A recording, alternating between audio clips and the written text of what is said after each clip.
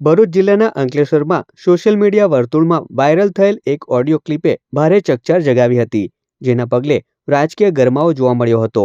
અંકલેશ્વર નગરપાલિકા પ્રમુખ દ્વારા કોન્ટ્રાક્ટર પાસે ₹50,000ની માંગણી કરવામાં આવી હોવાનો કથિત ઓડિયો સોશિયલ મીડિયામાં વાયરલ થતા શહેરના રાજકારણમાં ભારે ચર્ચા અને ગરમાવો જોવા મળ્યો હતો. સોશિયલ મીડિયા પ્લેટફોર્મ ઉપર વાયરલ થયેલી ઓડિયો ક્લિપને લઈ વિપક્ષ દ્વારા ગંભીર આક્ષેપો કરવામાં આવ્યા છે. અંકલેશ્વર નગરપાલિકા હેઠળ દેહાતી મજૂરોને લાવી સફાઈ કામગીરી કરાવતા કોન્ટ્રાક્ટર પાસે પાલિકા પ્રમુખ દ્વારા રકમની માંગ કરવામાં આવી હોવાના અહેવાલો સામે આવ્યા છે. આ સમગ્ર મામલે વાયરલ થયેલી ઓડિયો ક્લિપ સાચી છે કે ખોટી તે અંગે હાલ ચર્ચા ચાલી રહી છે. વાયરલ ઓડિયો સામે આવતા વિપક્ષે આ મામલે કડક પ્રતિક્રિયા આપતા જણાવ્યું હતું કે જો આક્ષેપો સાચા સાબિત થાય તો તે જાહેર જીવનની નૈતિકતા અને પારદર્શિતાને ઘાત પહોંચાડનાર છે. વિપક્ષે સમગ્ર મામલે નિષ્પક્ષ તપાસ કરી જવાબદારો સામે કડક કાર્યવાહી કરવાની માંગ ઉઠાવી છે. હમણાં સોશિયલ મીડિયામાં વાયરલ થયેલ બંટી અને બબલીના કૌભાંડોની એક ઓડિયો ક્લિપ વાયરલ થયેલ છે કે જે કચરાના કોન્ટ્રાક્ટરની પાસે ₹50,000 માંગે છે. 8 લાખના બિલની ઉપર ₹50,000 એટલે 6.5% જેટલા થાય ભાઈ. અને આજે આવો તો જ્યારથી બેઠા છે ત્યારથી ચાલુ છે. અને આ તો એક જ ક્લિપ અમે હમણાં વાયરલ કરી છે કે આ એક ક્લિપ, પણ હવે નજીકના સમયમાં અમે બીજી પણ ક્લિપો પ્રજામાં વહેતી કરીશું. અને બીજું હું આપને કહું કે નહીં કરવાના કામો પણ નક્કી કરેલા છે. કેમ કે હવે સત્તા પરથી ઉતરવાનું છે, ગાદી પરથી ગાદી છોડવાની છે અને એમને ખાલી ટકાથી લેવા દેવા છે, બાકી બીજું કશું લેવું દેવું નથી. અને આવી તો અમારી પાસે કંઈ કેટલી ક્લિપો છે, ઓડિયો બી છે, વિડીયો બી છે, અને એ પણ અમે જાહેર કરીશું. હાલ અંકલેશ્વર નગરપાલિકાની અંદરમાં એક ચર્ચાનો વિષય બન્યો છે.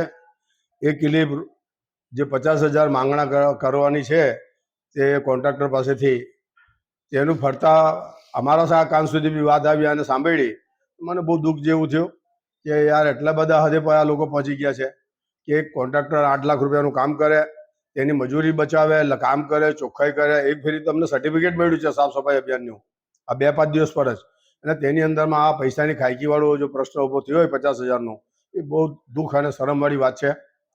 ને આવો જો એના પર જો અમે કાયદેસરના પગલાં નહીં ભરીશું તો આવનારી પેઢીની અંદરમાં બીજા જે પ્રમુખ આવશે તેવી રીતે જ આ કાર્યક્રમ ચાલતું રહેશે અને નગરપાલિકાની અંદરમાંથી ભ્રષ્ટાચારની બૂ આવતી રહેશે. બસ આગળની કાર્યવાહી કોર્ટ મારફતે યા તો એસીબીના મારફતે અમે કરવાના છે. જય હિન્દ, જય ગરવી ગુજરાત. તો બીજી તરફ આ મામલે અંકલેશ્વર પાલિકા પ્રમુખ લલિતા રાજપુરોહિત દ્વારા સ્પષ્ટતા કરવામાં આવી હતી કે આજે જે કથિત ઓડિયો વાયરલ થયો છે તે માટે વિપક્ષ દ્વારા જે ટીકા કરવામાં આવી છે તે ખેદજનક છે. કથિત વાતચીતમાં આઉટસોર્સ સાથે સંકળાયેલ કોન્ટ્રાક્ટર દ્વારા થયેલી અધૂરી કામગીરીને જોતા કરારની રૂએ દંડાત્મક રકમને કાપવાની વાત હતી. કોઈ નાણાકીય માંગણીની વાત ન હતી, પરંતુ વિપક્ષના સદસ્યો વાતનું વત્તેસર કરી ખોટું અર્થઘટન કરવામાં આવી રહ્યું છે તેવું અંકલેશ્વર નગરપાલિકા પ્રમુખ લલિતા રાજપુરોહિતે જણાવ્યું હતું. એ બાબતે હું કહેવા માંગુ છું કે એ ઓડિયોમાં એવું કંઈ છે જ નથી. હું એને દંડ કાપવાની વાત કરું છું કે કાપવા જો તો 2 લાખ પણ કપાય છે, પણ હું 50,000 કાપવાની વાત કરું છું. એમાં એનું કહેવું હતું કે હું મારા શેઠ જોડે વાત કરીને તમને જણાવું.